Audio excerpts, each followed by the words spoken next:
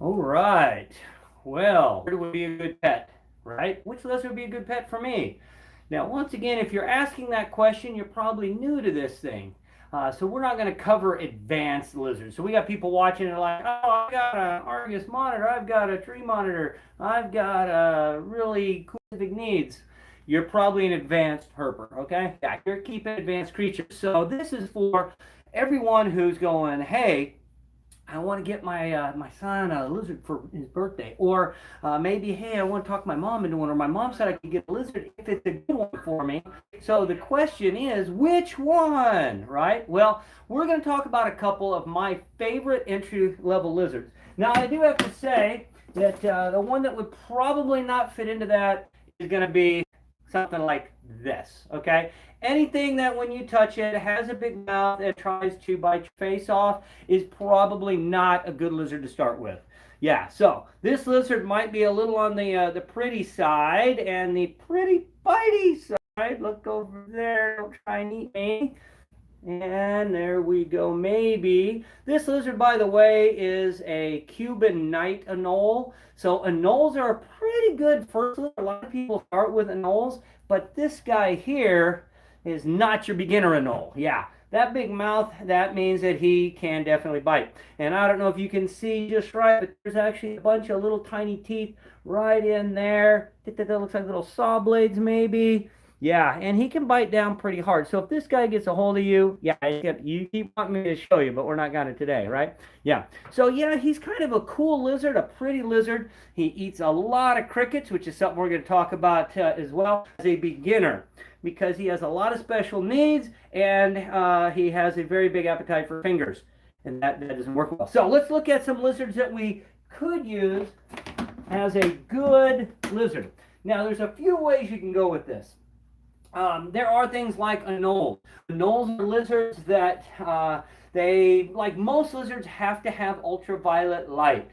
You see, most lizards have to have sunlight, natural sunlight, for their body to process vitamin D. So if you get a lizard, you throw it in a tank, you keep it indoors, and you don't give it any sunlight or some man-made sunlight, they end up with a vitamin D deficiency. They end up not being able to move, and they kind of paralyze, and then of course die. And that's not what you want. So you have to make sure you have a lizard set up correctly. Now the good things is it's 21st century, and we have all kinds of things that can help.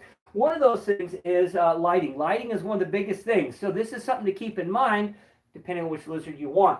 Like this setup here is one that we have bearded dragon. And I want to talk about the bearded dragon. So let me get this guy out. This is one that a lot of people think as a really good pet. A lot of people have the bearded dragon. It's a nice big lizard. It's something that you can, put on your shoulder and then take to school with you. Okay, maybe not like that, but you get the idea. This is a super cool, calm lizard that's big enough to have some interaction. People actually take and make little clothing for him, put a little vest on him or something. They sometimes will set him up on places, and it's fun. You can get pictures and have a great time with them. The bearded dragon is a desert lizard and a forested lizard, and there's actually a few different types out there. They're from Australia. And I guess if you're watching from Australia, you can go out and catch one. No, you're not allowed to do that there, I don't think. But these are bred in captivity here in the United States, so it's not like anybody's going out and catching them in the wild. That makes it a good pet. Grown, it will get a little bit bigger than this. I think that's a cool thing. I wouldn't go with something like a big green iguana for your first one. It's going to get 7 feet long. That's not something that, moms are usually good with. I know this from experience. But this is big enough to be cool and nice enough, calm enough to be handled. This lizard, you can see, just sits here. But he does need that ultraviolet light, and he's a higher heat lizard. Different lizards have different needs on temperatures. Some lizards are good at cool temperatures. Some need it really, really hot. This guy's more on the hotter side, but that's easy to take care of by having the proper light. So this light fixture here, it might actually blind you a little to see. Well, I'll tell you what, I'll show you by turning off the actual lights, and then you'll see the different kinds of bulbs that we use. So So in this fixture are two lights. One of them is a regular incandescent bulb. This is just basically a heat bulb, if you will. I can feel the heat just from being in here. This is for producing the heat. This specialized looking bulb is a type of fluorescence called a UVB bulb. Lizards that need that natural sunlight, like most lizards, like this bearded dragon, you have to have a UVB bulb. And these are bulbs you can buy at any pet store. Any place you're going to buy your lizard, you can get a bulb like this. So this one is actually giving him the ultraviolet light that he needs. This one is, yeah, I know, it's good and warm. So when you put a fixture like this, it has everything your lizard needs. Now, when I put this on here, I set him up like I would most any animal where he's going to have a place that's high and low so that he can get as close to this light as he wants or as far from it as he wants. So when I put this guy in here, he might want to sit right here underneath the heat lamp until his body reaches the temperature he needs. Then he'll move away from it some, but he's getting the ultraviolet light everywhere. Now, he doesn't have any water in his dish right now because we had to move it for the setup here, but for a bearded dragon, it just needs something it can lay in. They don't go and lick up the water, they actually soak in there. So if you keep some water in there and they can run out of water for a few days and then you put some more in there, you're going to be changing the water a lot because a lot of lizards, they like toilets. Any water is a toilet. So when they go to the bathroom, they'll go find the water and, oh, I'll go in there. Well, now you don't want them drinking that. So you got to pull that out and dump it, put it back in. So it is something you got to keep in mind. And of course, a bigger lizard has a bigger bathroom, right? So now you can see he's kind of moving a little. Oh, I want it to be in this temperature. And the nice thing is here, we have the ultraviolet light hitting everything here. The heat is at one end, not the water end, because then the water could get hot. And that's not going to work well. So he's able to then get wherever he wants. So it's really hot up here at the top. Screen lid letting the heat out so it's not trapping it in there. But then he can go anywhere in the tank that he wants. So sometimes I'll come in and be laying right here, sometimes over there, wherever he wants to go. Now, the nice thing about bearded dragons is that as they get bigger, they get actually sometimes a little bit cheaper to feed because feeding your animal is something you have to keep in mind. Now, bearded dragon is an omnivore. When they're babies, they're eating a lot of meat, okay? They're insectivores, so they're eating mealworms and crickets, stuff like that, and they will eat a lot. But then as they get bigger, they start eating more produce. So this guy, we'll put some lettuce in there. I don't know that he'll eat this, but we put in spring mix a variety of greens that he likes to eat. We give him strawberries and grapes and blueberries, different variety of fruits and vegetables, leafy greens and fruits that he wants, so that we can just put in once a day. And then when he feels like eating a little lettuce, he goes and eats some. But he will still eat some bugs, so we throw crickets in twice a week. Or as he gets bigger, he'll eat bigger things, like, say, cockroaches. Cockroaches are a great food source for the bearded dragon. So let's see if this guy will show you what you have to endure if you want to feed your bearded dragon. Now, I know watching a cockroach get eaten isn't for everyone, but let's see if we can, I don't know if we can see him there. Got a good angle there. We'll see if this guy's ready for a cockroach today. Oh, I'm going to go with that. Say yes. There we go. And that cockroach is almost as big as his head, but he doesn't care. No. He's just going to eat that cockroach. That's working pretty well, I think. So now you got to think to yourself, okay, do I want to get a lizard that I have to get cockroaches for? Now, some people, they actually breed their own cockroaches. Not all moms are in for that, nor dads, or, people for that matter. Maybe you don't want to, but you know what? Once again, you got your local reptile place. You can swing by, pick up a couple of cockroaches. There's different types of cockroaches that people raise just to feed these animals. Dubia cockroaches are pretty common. These are actually cave cockroaches. That's just what I like because they're a little bit bigger. But crickets work as well. The problem is this guy, he'll eat 3 of those cockroaches right now, but he would eat about 40 or 50 crickets. So, which one do you like? Some people actually get things like pinky mice that they'll feed to them. Some of them have early earthworms. Big zoo worms and mealworms are good as well. But you have to keep in mind, do I want something that's going to eat a lot of plants or something that will eat something like some of these? That's kind of getting gross there, buddy. Yeah, eating the cockroach. So Now, let's be honest, maybe this is what you're looking for. I want something I can put a cockroach in with, and I want to watch him eat something like a cockroach. Well, there you go. That makes your decision a little bit easier, I'm sure. But the problem is, too, that, well, you have to worry about the lighting. You got to change the bulbs out. About every 6 months is a good time for changing out the UVB bulb. You got a heat lamp. It might last a year or so, and then it goes out. You got to put a new one in there. Remember, you're using a bulb that's for heat.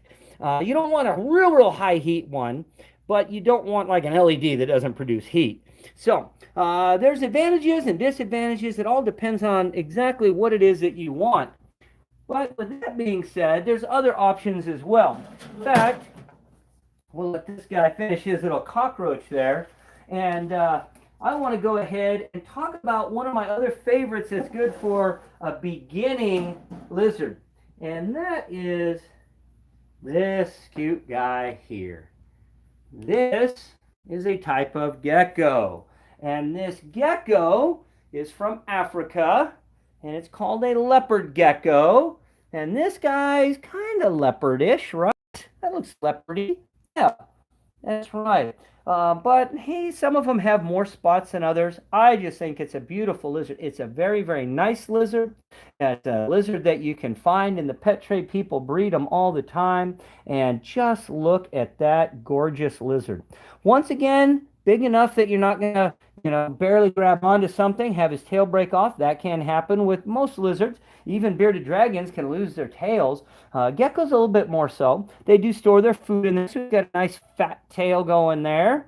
And the thing about geckos is that they're nocturnal. Now, if they come out at night, does that mean that they're going to need the ultraviolet light? No, these guys don't need the special lighting. In fact, you can keep them in your room, and if the temperature's right in there, you don't have to put any lighting on it. Now, there are some tricks for that. One of the tricks is that you can get a light bulb that's like a red light, and you can put that on there at night. Or all during the day if you want, but at night when it gets cooler in the house where you're going to have your tank, you have that come on. Maybe put it even on a timer. Just remember to turn it on when you go to bed at night. And same thing, it's going to be warming up, but it's not going to make it bright. So this guy's going to be able to move around. He'll stay warm. He can actually see a little bit with that red light, and he needs to see because he's eating insects as well. You see, this guy is strictly carnivorous. He's out there eating the crickets. He would eat the cockroaches. He'll eat the mealworms, the zoo worms. Yes, even a pinky mouse or something like that. But their main diet for most people to keep them is crickets. Every once in a while, I'll throw a cockroach in with this guy, but usually it's crickets. Every once in a while, a mealworm or two. Too many mealworms, actually, for a lizard can actually tear up their inside, because mealworms have a hardened outer exoskeleton that sometimes doesn't get digested all the way, and you could have problems. It's not something that's very common, but crickets work perfect for this. So this guy is out there, he's out there walking around looking for bugs, but during the day, he's going to be sleeping. So once again, it depends on what you want. You want something you can look into and see all the time, like this bearded dragon, or do you want something that you can, if you want to get it out and hold it, you can because he's sleeping. Now his tank is set up a little bit different. Let's see what he's got here. Now I took his water dish out of the corner here because it's easier to see. But this guy's a desert lizard. He has a little height spot though. So during the day, he likes to just go and hide in there. He's like, nope, you know about it. So let's say it's a very simple setup, really. He's not a climber. He's a ground dweller, so you don't have to set him up with logs and sticks. He can't stick to the glass and move around, so you can have a short tank like this. And I do give them a little water thing, and really, they can just have water about once a week or so and be fine. I usually leave a little water in and then just kind of make sure it's filled once a week. But then let's say you normally come into your bedroom, you're done with your homework, and you want to see your lizard. Well, this is what it looks like. Not a whole lot of anything, right? But then you come and go, oh, I want to hold my lizard. It's not hurting him to wake him up and pick him up, and then you can take him out to wherever it is that you're wanting to show off to your friends or hold him, or while you're watching TV or gaming or whatever it is you want your lizard with, right? So it's still one that you can handle. He doesn't have near the claws that the bearded dragon has. He doesn't have real big, which is nice as well. And I think just a beautiful, cute little lizard as well. So really it comes down to what do you want from your lizard. Now, if you're looking to get a pet that's going to go, fetch your slippers, you might want to train a dog. Yeah, something like that. If you have something else that you need it specifically to do, but if you're into one that you want to just watch and not handle, maybe the bearded dragon would be better, unless you're a night person and you want to watch it come out at night. I do know some people that have done it backward where they cover the lizard during the day so that that's when it's out, and then they put a light on at night and they kind of get it reversed around. That's getting a little tricky, but in any case, these two lizards are probably the best two beginner lizards. There's lots of other lizards out there though that you could have. But I've got some questions coming in about the lizards there. So, what are you using for substrate? Well, this is getting into the husbandry part. I'm gonna put that back down there because I'll forget otherwise. But the substrate that I use is actually wood. It's a substrate that comes in little pellets. When you get it wet, it kind of breaks apart, kind of like sawdust. The nice thing that I like about this, and lots of people have different things that they like to use. I don't like to use sand, especially with like the geckos, because when they grab that cricket, sometimes they'll get some of the sand, and they can get stuck in their bowels, and they get what's called impacted, and that's not good for them. It's something you don't want to have happen. Of course, there's other kinds of mediums. Some people just use slate tiles. That's pretty easy to clean up. Depends on your lizard. There's some that's better for different lizards. This lizard here, both of these are good. Having the substrate I use, you can get like just regular soil, and that works good. But I like something that when they go to the bathroom will absorb that, and so it makes less of a mess. And if they get into the water and they splash it, then it's not just all over the place. It'll absorb that. It also helps when they do go to the bathroom because it's easier to clean out. It's kind of like cat litter, if you will, but without something that'll get stuck inside them. And that's why I like to use this. And if they do end up eating it, it's wood, so their bodies can digest that. It's not something that is a rock. So that's a very good question on the substrate. And once again, you go into any of the places selling you one of these, a good reptile store, an exotic pet store, you go into, they're going to be able to help you know what to get. And, you go into any place. I know where I live here in Casa Grande, we have unique aquariums. Those guys, they know, hey, you know what? This is a substrate you should use. You'll want a cover for this guy to hide under. You'll want this size water dish kind of thing. I know Apache Junction over at the, this guy's got a little cricket left. Anyway, over at Holdfast Reptiles and Exotics, they definitely know what they're doing there. You can go buy any of these things there. They'll have complete setups they can sell you, and you can call them and they'll answer. And really any good place, whether it's Predators, AE, any of these places, wherever it is you live that's in your area. Once again, if you want to know a good place here in Arizona, especially in the Phoenix area, message me on the comments and we can help you out. But do make really good pets depending on what you want for your lizard. You can have one that he's cool to watch because he likes to eat cockroaches. This guy's fun to watch when he eats his crickets. But once again, is it a little easier throwing some produce in or having to get crickets its entire life? These guys are going to live 10 years or so, sometimes 12 or 15. So you're going to have a while. With that being said, I hope this was helpful. I hope that you now have a better idea of maybe which one you want to get. And it's not just between these two. You could do research if you'd like on some others. But the important thing is to kind of know what you want from your lizard and know, do I need to worry about lighting or not worry about it, food source, and that sort of thing. And you want to get something to get giant, you got to get a whole bedroom made into a cage for. I wouldn't suggest that. But with that being said, thanks again for tuning in. I hope everybody enjoyed this. Once again, I want a big shout out to Brave Wilderness for always being so good and promoting us and helping. Also, Abiding Impression for the online store where the merchandise is, if you'd like to see that. Also, thank you again to everybody who's been using the virtual tip jar.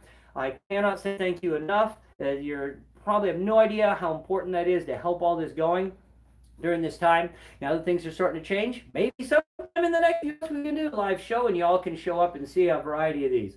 Also, I do want to thank Overwatch Designs, who helped us with some of our stick work and things. But with all that being said, thank you guys for joining in today. We're going to next week be on Monday and Wednesday. So we'll see you back here live Monday, right here, 11 a.m. Arizona time.